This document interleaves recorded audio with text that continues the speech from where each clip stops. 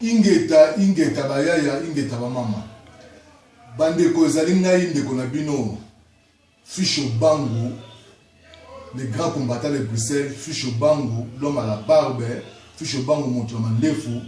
Ficho Bangu montre pambo na bena kenana nga montre pamba. Ngai Ficho Bangu soki na liboso na bino ba congolais ou ba peuple congolais ou ba congolaise partout aux dans le monde où ba kotala bilio yo. Ngai Ficho Bangu na ka pamba te.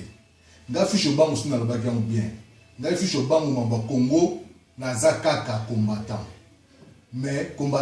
qui combattant en ngai ezate ke ndenge bozo kanisa so ndeni non nazaka combattant pour na to bunila mboka na ngai état que Congo est toujours vivant ngape Ficho Bangu na kozala peka toujours ko bunila Congo parce que Congo ti le lona nous toujours ka péter pe na ebite so nzamba o tika osala pe to tika oza pe état que toujours vivant bandeko ngai so na liboso na bino na yaka te po bo juger ngai o Ficho Bangu boyo Ficho Bangu bote nazaka mutu ko la bino nazapeka ka mutu simple ka lo la bino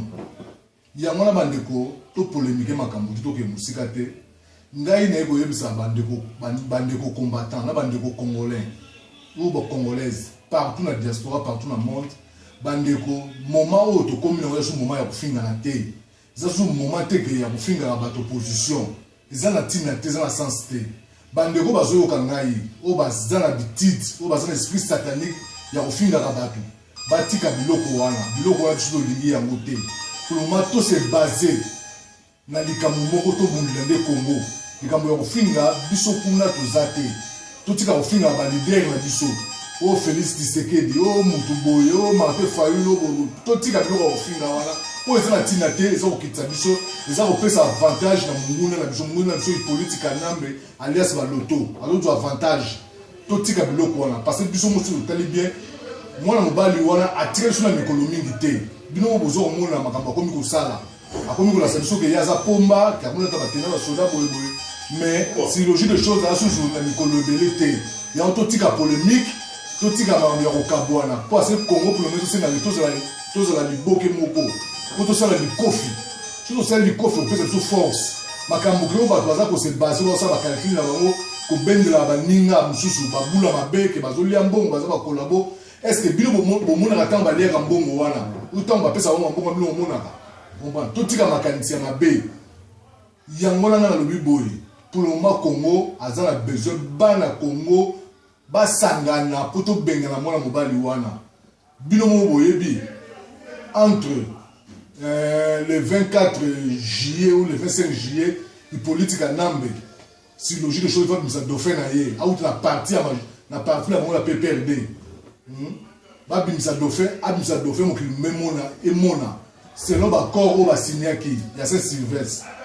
ce que musique dauphin te appartient on a le score tout le monde qui politique en Nambe laisse ba loto a besoin à kendité wana koma likamuya lumbe mwete d'ailleurs mon mbalo nenga za wana le 23 décembre uta ko komisa yango te mais selon makanisi nga pina zo mona déjà que mon mbalo wana a abimisa ne dauphin te parce que le bana moye moko na reno ba côté na kingakati alobi ke biloko nyonso ya tongi na Congo akobuka yango akopanza yango akokomisa Congo lokola Syrie on va laisser biso to rolinga mboka na biso individu mo so awuta wapi akomisa mboka na biso lokola Syrie biso to rolinga biloko ndemo wana aussi mbate bola muka wana Congo to rolinga biloko ndemo wana te yango wana ngai na lobi boye peuple congolais to sangana to zana idéologie moko to tika ba kofinga ba leader na biso ngai na pona Félix Tshisekedi la leader te ngai na pona Martin Fayulu la leader te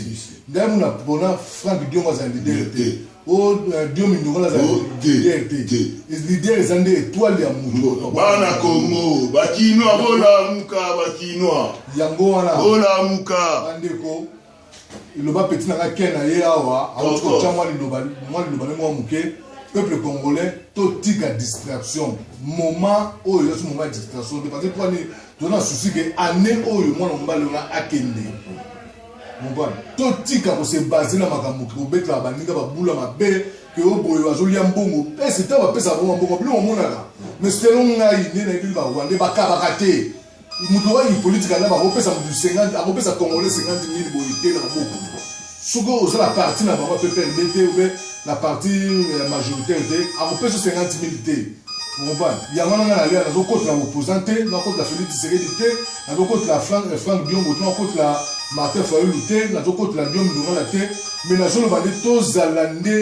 tozalande liloba moko tozala puissant pour la nini toza peuple moko tozala biso force parce que année oyo somona mbala ya politique kanamba kete bande ko ngai na lo ba tout moment boy ba to koma ba wumbu ya ba Rwandais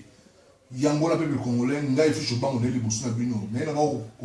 bakisa maloba mususu te pour tchapso na polémique pour et comme biso na désordre te na nazo lingande pesa na carte na biso kimeza na carte na biso peuple congolais boyebi ke mboka na biso pour le moment ba Rwandais ba diriger biso boyebi ke mboka biso en occupation. Quand on dit occupation c'est là ba Rwandais te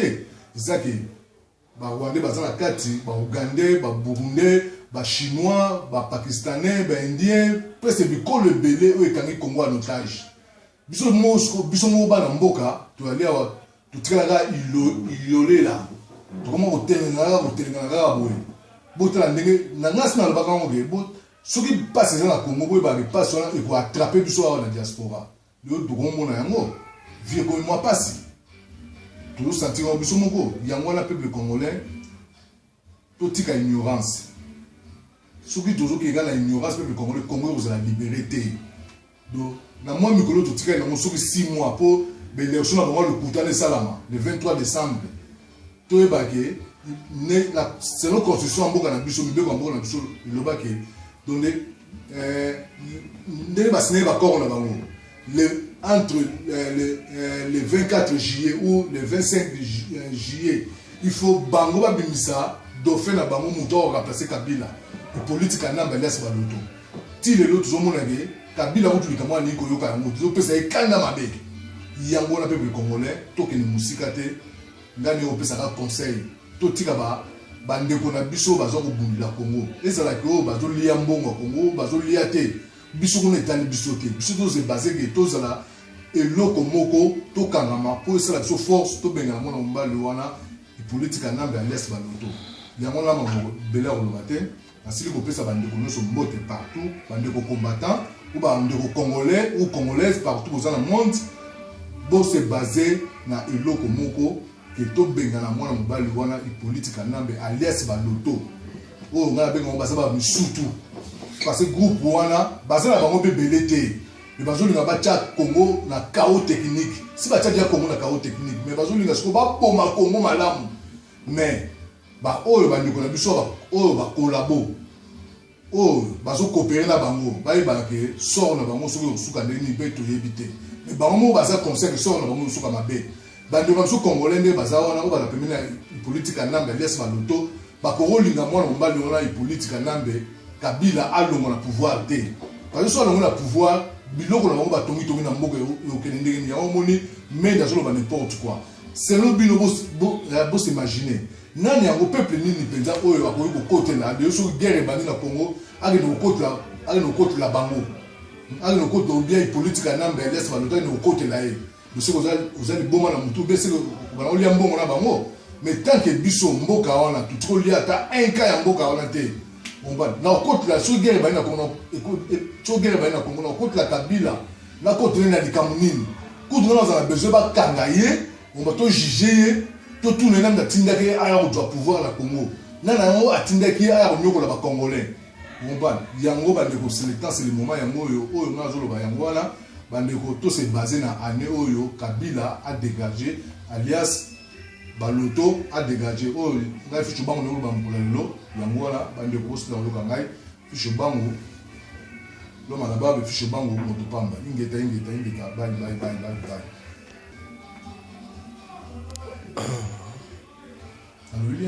Oui, bien sûr, tout à l'heure.